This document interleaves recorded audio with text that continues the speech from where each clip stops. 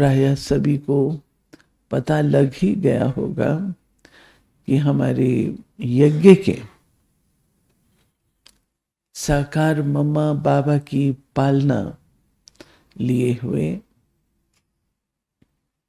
यज्ञ के वरिष्ठ और अपनी अल्प आयु जब यूनिवर्सिटी में विद्यार्थी थे तब से जिन्होंने अपना जीवन यज्ञ में समर्पित किया, 1953 से ऐसे अपने आदरणीय परम श्रद्धेय राजयोगी ब्रह्मा कुमार ब्रिजमोहन भाई ने कल प्रातः गुरुवार के दिन 9 अक्टूबर सवेरे 10:25 पर इस देह का त्याग किया और बाबा की गोद में समा गए। ऐसी आत्मा जो यज्ञ को तूफानों से निकाल करके आज इस लेवल पर लाए, जो अंतर्राष्ट्रीय स्तर तक इसकी आवाज है और पहचान है, जिनके जीवन में त्याग, तपस्या और सेवा ही बसती थी। मेरा बहुत क्लोज एसोसिएशन सेवाओं के कारण भाई साहब के साथ रहा है और मैंने उन्हें पाया है, उनको एक बाबा के सिवाय, यज्ञ के सिवाय धरती ऊपर से नीचे हो जाए, उन्हें किसी प्रकार का कॉम्प्रोमाइज स्वीकार नहीं होता था। बहुत लॉफुल, स्वयं के प्रति भी बहुत डिसिप्लिन्ड, और जो उनके साथ रहते थे उनको भी बहुत लॉफुली और डिसिप्लिन रीति से भाई सब पालना देते थे। और ज्ञान समझने में, ज्ञान को सुनाने में, जो ओरिजिनल ज्ञान है, सॉलिड ज्ञान है, उसको समझने और समझाने में भाई साहब नंबर 1 थे। इतने बड़े बड़े जो टॉपिक्स थे, गीता के भगवान, सर्वव्यापी, किस रीति में बाबा को प्रत्यक्ष करो। आपने सेमिनार, कॉन्फ्रेंसेस भी किए, साथ ही साथ फिल्म्स भी बनाए जिसके द्वारा लोग समझ सकें रमणीक रीति से। गीता के भगवान पर बनाए, सर्वव्यापी पर बनाए, आत्मा मनुष्य योनि ही लेती है उस पर बनाए, फिल्म्स के द्वारा भी ज्ञान को स्पष्ट किया। तो चार्टर्ड अकाउंटेंट थे, लॉ ग्रेजुएट थे, अपने यज्ञ के फाइनेंस डिपार्टमेंट को हेड करते थे, सेक्रेटरी जनरल थे। हमारे 4 भाइयों में ये लास्ट भाई थे। पहला जगदीश भाई, हमारे निर्वैर भाई, रमेश भाई, और चौथी पिलर थे ब्रिजमोहन भाई, जिनको बाबा ने 1968 में जब मैनेजिंग कमेटी बनाई तो इन 4 भाइयों को दादी प्रकाशमणि, दीदी मनमोहिनी, दादा आनंद किशोर, इनको बाबा ने रखा। ये मैनेजिंग कमेटी का आप देख रहे हैं, जो ओरिजिनल मैनेजिंग कमेटी, बाबा ने इनको निमित्त बना। उस समय आयु सभी भाइयों की छोटी थी। भाई साहब की तो 33 इयर्स थी, निर्वैर भाई की 28 इयर्स थी। हम दिल से ऐसी आत्मा को बहुत ही शक्ति भरी, प्यार भरी, दुआओं भरी शुभकामनाएं देते हैं। आगे बाबा जो भी सेवा उनसे का उसमें भी एक्सेल करेंगे। एक्सेलेंस उनका नेचर था, उसमें भी एक्सेल करेंगे। अभी हम याद में बैठेंगे और मैं ललित भाई से कहूंगी आप थोड़ा आकर के सुनिए। आज सारा दिन भाई साहब की पार्थिव देह को यहाँ रखा गया है ORC में, और शाम को 5 बजे मधुबन के लिए प्रस्थान करेंगे। सारा दिन योग का प्रोग्राम और कुछ श्रद्धा सुमन का प्रोग्राम चलता रहेगा मेन ऑडिटोरियम हॉल में। हम सबके परम आदरणीय और इस यज्ञ में विशेष रूप से जैसा बताया दीदी ने, आधार स्तंभ सभी दादियों के बहुत ही नज़दीक से पालना लेने और उनके निर्देशों को साकार में लाने वाले, और विशेष दिल्ली जोन के भी मुख्य आधार स्तंभ और यहाँ की सेवाओं में 4 चांद लगाने वाले, पूरे यज्ञ के वरिष्ठ भ्राता, और जैसा बताया अकाउंट्स, फाइनेंस, लीगल में भी आप निमित्त बनकर पूरा संभालने वाले हमारे परम आदरणीय ब्रिजमोहन भाई जी ने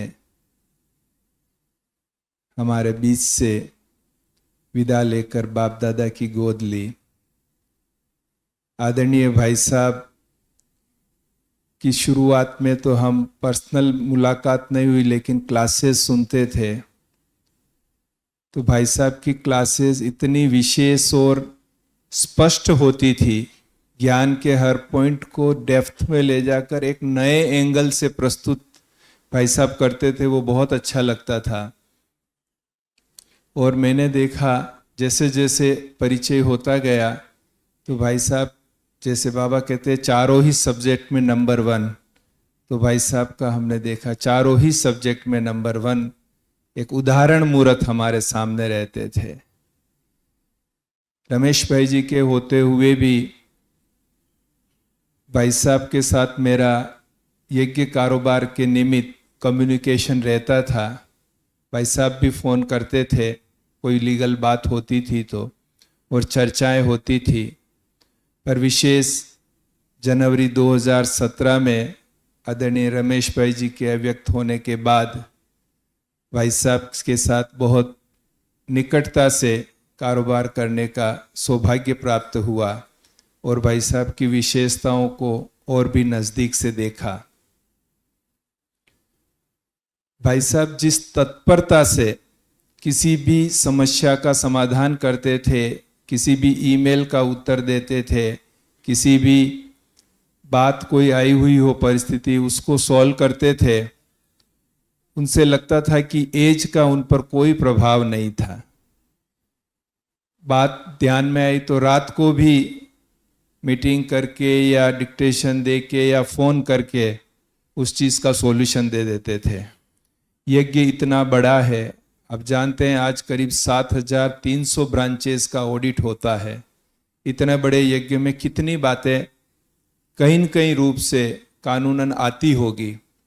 हम भाई साहब के पास जाते थे कोई बात लेके, तो भाई साहब इतना सरल और सहज निराकरण देते थे, और उसके साथ ही भविष्य में उस प्रकार की समस्या उत्पन्न नहीं हो वो भी भाई साहब साथ में दीर्घ दृष्टि से उसका सॉल्यूशन देते थे। और हर चीज विधि पूर्वक कराकर जैसे उदाहरण प्रस्तुत करते थे।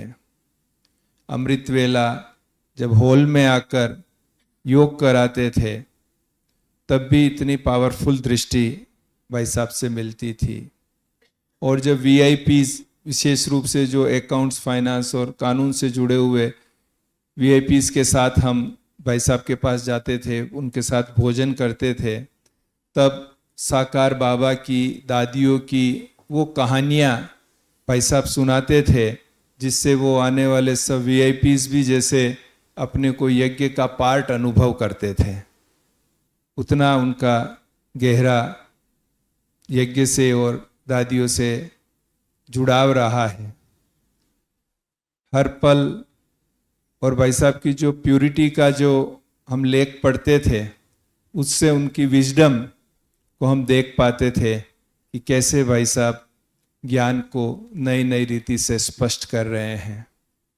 कितनी भी बड़ी बात हो, लेकिन भाई साहब जैसे हिमालय की तरह अचल अडोल रहकर बाबा की टचिंग से इतना सरल सॉल्यूशन निकाल लेते थे, जो हम तो कभी कभी जैसे हमारा बीपी ऊपर नीचे हो जाता था बातों को देख के, लेकिन भाई साहब अच्छा चिंता नहीं करो, अभी कर लेते हैं, हो जाते हैं। और कहीं कॉन्टेक्ट्स के द्वारा, किसी के भी द्वारा करके भाई साहब बहुत सहज रीति उस तूफान में से नाव को बाहर निकाल लेते थे।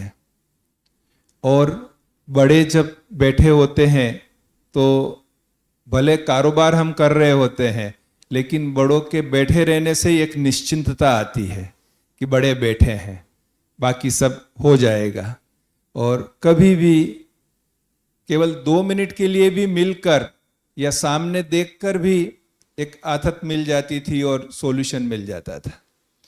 तो वो कमी तो जैसे अभी कल से ही विशेष रूप से फील हो रही थी। भले भाई साहब पहले हॉस्पिटल में थे, अहमदाबाद थे, तब भी कई बार हॉस्पिटल जाना हुआ था, मिलना हुआ था, और वहाँ पर भी भाई साहब ऐसी स्थिति में भी भाई साहब राय सलाह देते थे, सॉल्यूशन देते थे, लिखकर बताते थे।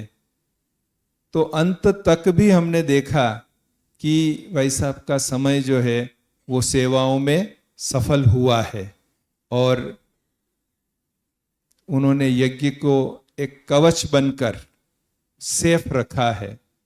तो ऐसे भाई साहब को हम सत सत नमन भी करते हैं, वंदन भी करते हैं। और हम इतना सभी योग करें जो भाई साहब अव्यक्त रूप में भी हमारे बीच रहकर इस यज्ञ की पालना जैसे अब तक की है वैसे करते रहें। विशेष ओआरसी के द्वारा जो देश विदेश की सेवाएं हुई है वो तो अकल्पनीय है, और उसमें भाई साहब तो छत्र छाया बनकर पूरा करवाते ही थे। आज मधुबन के बाद किसी के दिल पर विशेष यज्ञ की छाप लगती है तो ओआरसी से लगती है। यहाँ पर सभी वीआईपीज, वीवीआईपीज देश विदेश के आकर वो भरपूरता महसूस करते हैं। जो किसी कारण से मधुबन नहीं आ पाते हैं, वो यहाँ से ही मधुबन की भासना लेकर जाते हैं, और ब्रह्मा कुमारी इसका चेहरा उनके सामने स्पष्ट हो जाता है, एक दिल में छाप लग जाती है। तो आदरणीय दीदी ने भाई साहब के साथ मिलकर जो सेवाएं की है, तो हम दीदी का भी बहुत बहुत धन्यवाद करते हैं, और भाई साहब को हम अपनी यादों में रखते हुए उन्हें श्रद्धा सुमन अर्पित करते हैं।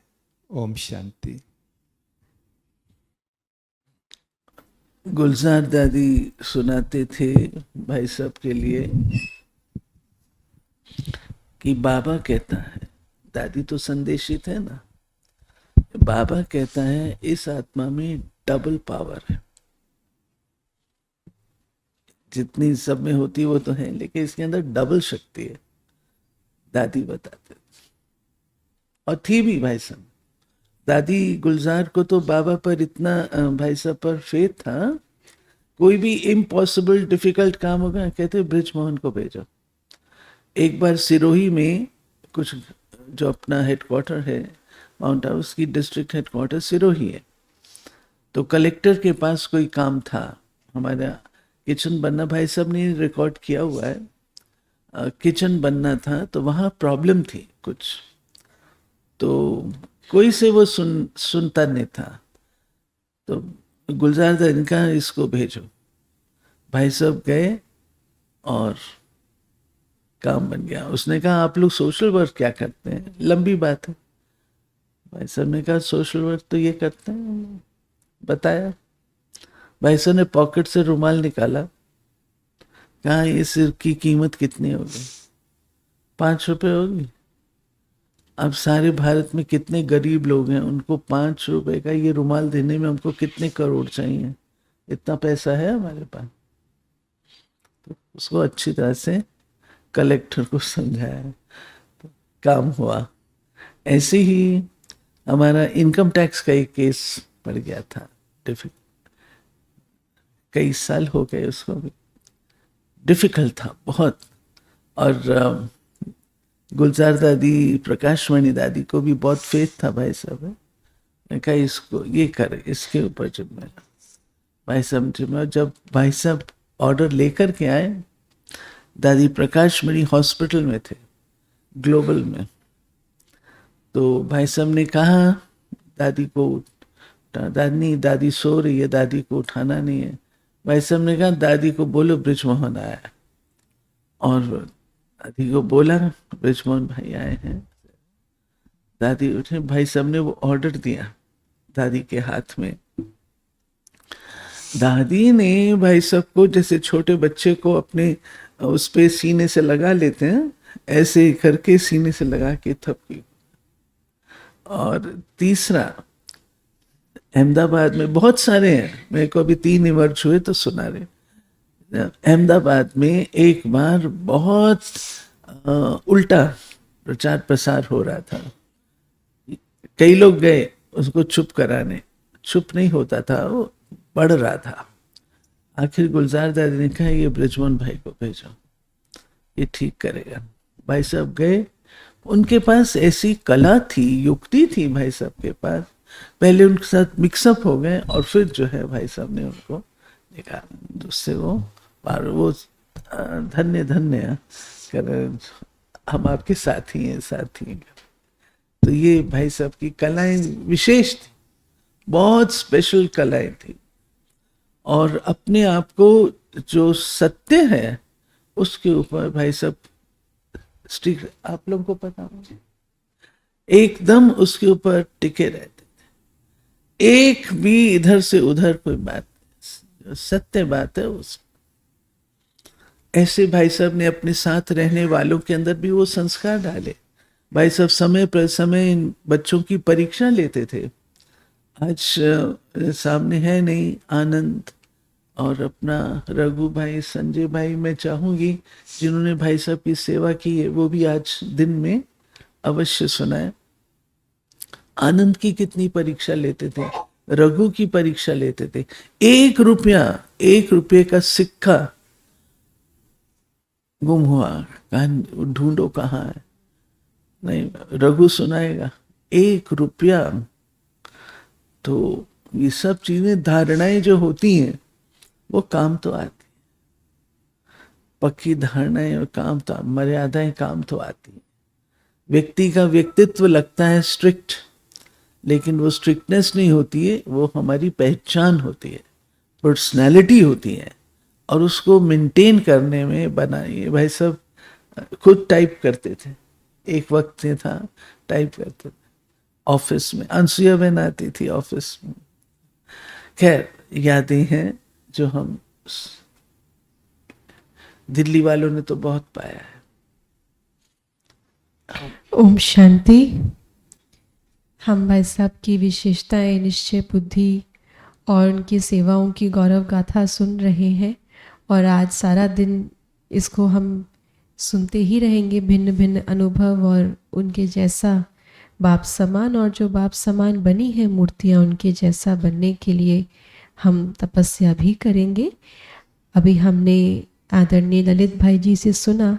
हमारे बीच में मधुबन से श्रीनिवास भाई जी भी पहुँचे हैं। आपसे भी हम रिक्वेस्ट करते हैं, आप भी भाई साहब के साथ के अनुभव शेयर करेंगे। और हमारे बीच में मुंबई से हरीश मोयल भाई जी भी पहुँचे हैं। आपने भी भाई साहब के साथ बहुत विशेष अनुभव किए हैं और अभी जब भाई साहब ORC में थे तब भी, तो आपसे भी रिक्वेस्ट करते हैं हरीश मोयल भाई जी से कि आप भी भाई साहब के साथ के अनुभव भी शेयर करेंगे। श्रीनिवास भाई बैठे। मैं गाना ही गा के सुना देता हूँ एक। पिछले हफ्ते भाई जी के साथ दीदी ने बुलाया था और करीब आधा पौना घंटा भाई जी ने गाने सुने, और जैसा दीदी ने बताया कि स्थिति इतनी अचल अडोल कि इतना शरीर में कष्ट होने के बाद भी मुझे लग रहा था कि भाई जी डांस कर रहे हैं और हाथ उठा उठा के पूरे गानों में लिपसिंग संजय भाई जी गा रहे थे, हम सब लोग, और इतने खुश थे। तो ये खुशी मैंने उनसे सीखी है कि हर स्थिति में खुश रहना है। आपने भी कुछ ना कुछ सीखा होगा, तो बस वो जिंदगी भर साथ रहे। और आज भी भाई जी तो साथ ही हैं सूक्ष्म रूप में, तो उनके लिए ये खास बात। बिछड़ कर चले जाए तुमसे कहीं, तो ये ना समझना मोहब्बत नहीं। जहां भी रहेंगे तुम्हारे रहेंगे, न ये चांद होगा न तारे रहेंगे, मगर हम हमेशा तुम्हारे रहेंगे, न ये चांद होगा। और एक खास गाना भाई जी के लिए बनाया है जिसमें उनकी बहुत सारी विशेषताओं का वर्णन है जो सपना दीदी ने लिखा है, तो वो भी मैं थोड़ा सा सुना देता हूँ। चंद्रकांत भाई इफ यू कैन प्ले। मैंने आपको भेजा, व्हाट्सएप पे भेजा है, ठीक है, कोई बात नहीं। तो थोड़ी देर में वहाँ से रिलीज होगा चैनल से, आप जाके सुन सकते हैं। कुछ लाइनें उसकी बिना म्यूजिक के सुना देता हूँ। बन के फरिश्ता उड़ चले तुम, बन के फरिश्ता उड़ चले तुम नए सफर की ओर, बन के फरिश्ता उड़ चले तुम नए सफर की ओर। आपके संग जो बीता है नहीं भूलेंगे वो दौर, आपके संग जो बीता है नहीं भूलेंगे वो दौर। बन के फरिश्ता उड़ चले तुम। तो ऐसे हमारे प्यारे ब्रजमोहन भाई जी को दिल से बहुत सुमनांजलि, श्रद्धांजलि, स्वरांजलि, और भाई जी की वो शिक्षाएं हमेशा हमारे साथ रहे, ऐसी आपके लिए शुभ भावनाएं। Thank you. ओम शांति। संजय भाई हमारे मधुबन ग्लोबल हॉस्पिटल से आप भाई हैं जो कि आईसीयू को और इमरजेंसीज को हॉस्पिटल में हैंडल करते हैं। और जब आदरणीय भाई साहब के लिए मेल नर्स की आवश्यकता थी तो हमारे स्नेही प्रताप भाई ने आपको भेजा, और मैंने देखा अपने कार्य में संजय भाई बहुत expert, accurate, confident, faith, honesty, ये सब चीज़ें इनके कार्यकला में मुझे दिखाई देती थी। मैं समझती हूँ संजय भाई आप 6 महीना तो भाई साहब के साथ रहे। 8 महीने। 8 महीना, 8 महीना आप भाई साहब के साथ थे। और सबसे डिफ़िकल्ट चीज़, नाइट ड्यूटी करते थे। 8 महीना नाइट ड्यूटी की है, तो आपका किया तो उतारा नहीं जा सकता, लेकिन भाई साहब से जो आपने उनके सानिध्य से प्राप्ति की है वही सबसे बड़ी गिफ्ट मैं समझती हूँ।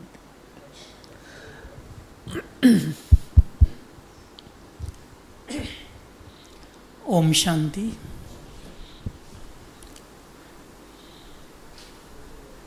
आदरणीय भाई साहब तथा आदरणीय दीदी जी ने विशेष 5 फरवरी को मुझे बुलाया था।